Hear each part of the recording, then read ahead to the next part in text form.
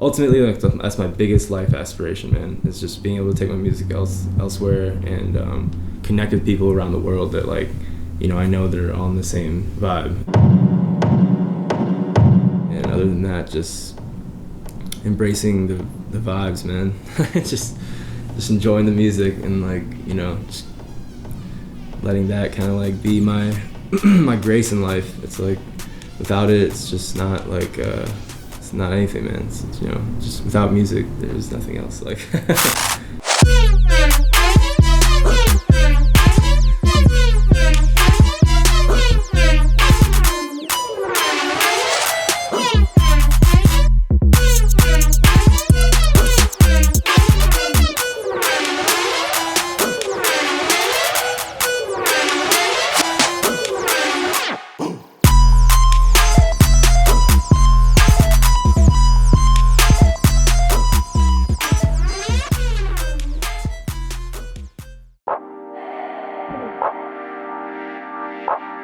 I go by DAILON. Yeah, it's DAILON.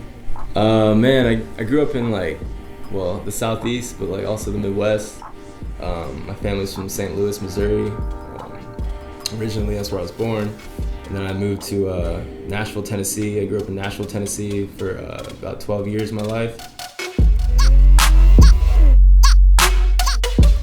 Getting the opportunity to be out here, I mean, I definitely call this home now. I call the Bay Area home. Like, it's just like I've been out here for about 4 years now, and like I've been able to really, progress further as an artist and meet a lot more cool people that like I never thought I'd be able to connect with. The very first time I ever really made any music was on Mario, like, Paint, and it was like Mario Paint. That shit was pretty real. Looking at a software program like how you do nowadays, the way it was lined up and shit, and the way you like kind of place the hits and stuff, I don't know, that was some really throwback shit.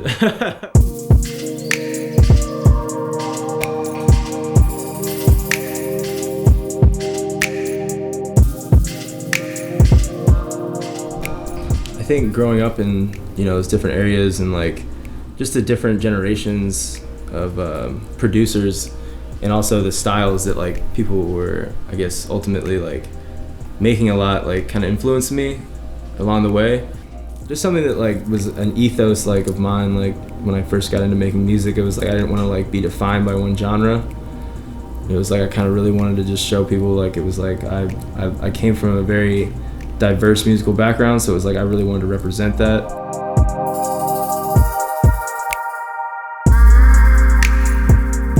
You know, but along the way, obviously, like when you have homies making lots of shit that's like, oh damn, that slaps, what the fuck, I never heard something like that. So it's like I want to try and maybe infuse like kind of what he was doing with that and like in what I would do with it, you know. And like that's just a really important part, I think, is like even if you ever get inspired by any like different musical style, it's like always make sure you're doing it like how you would, you know.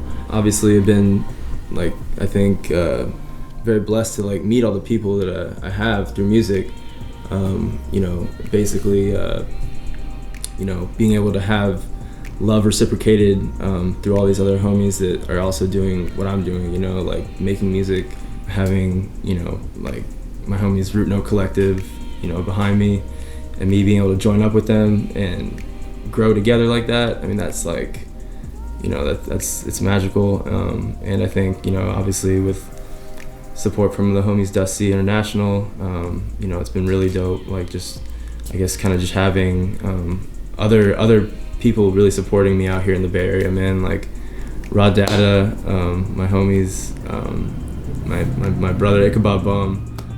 You know, we released my first EP last July, The Meaning. That was my first EP on Raw Data, my first real official release with Raw Data, and like one of the biggest releases for me because it was like those tracks were basically all something I made when I first moved out here, and being able to do that was really dope.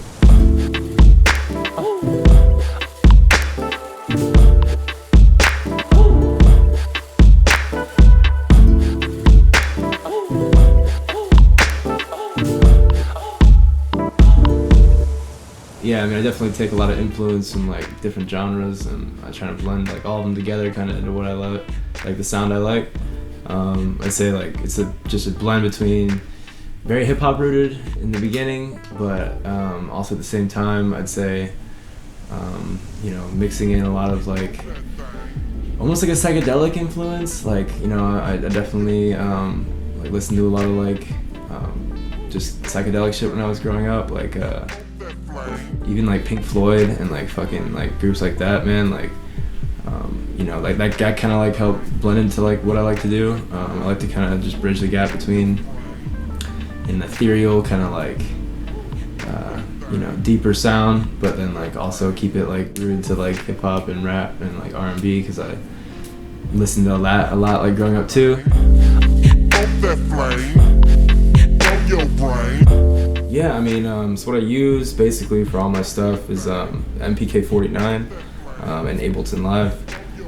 That's just been something that's worked for me like for a while, and I think I have a lot of even things I haven't learned yet with it, and it keeps me inspired, because I can do anything. I mean, like I have plenty of different like possibilities I can do with it, but like I would say more than anything, it's just with the MPK49, it's like I have pretty much everything I need. I have my keys, I have my pads, I have faders, knobs. Like it's all intensive.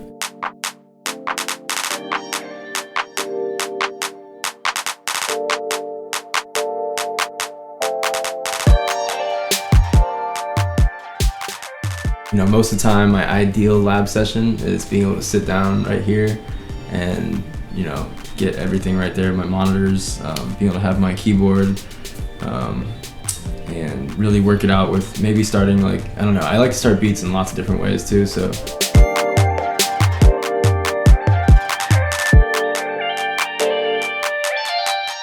Either start with like a percussion sound or something small that's just gonna like help build atmosphere, or then I'll take it, sometimes I'll just want to start with melody, just because it's like, sometimes I'm just feeling like I need to like get some melody out of me right now. Like, sometimes it's more just like, I just want to start like good basis of a track, get some drums, and then I'll like find out where I want to go from there. But like, yeah, most of the time it's just whatever comes in the moment, like too. It's just, like sometimes I just feel like, okay, I want to start it with like bass. I mean, it's really whatever. I would say that like, I think when you start tracks off with like different elements all the time, you're actually really kind of expanding what you can do creatively, because it's like, you're almost just always kind of challenging yourself to like do things differently. And I don't know, I think that's a good thing for you as an artist too.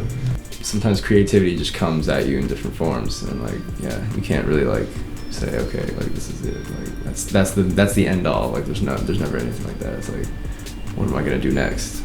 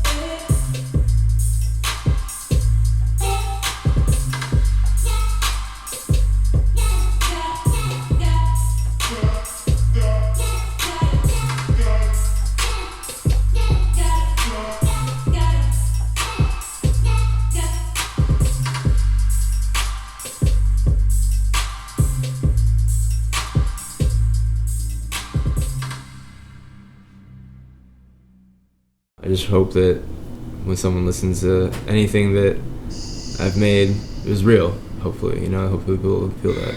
You know, I just hope that it resonates.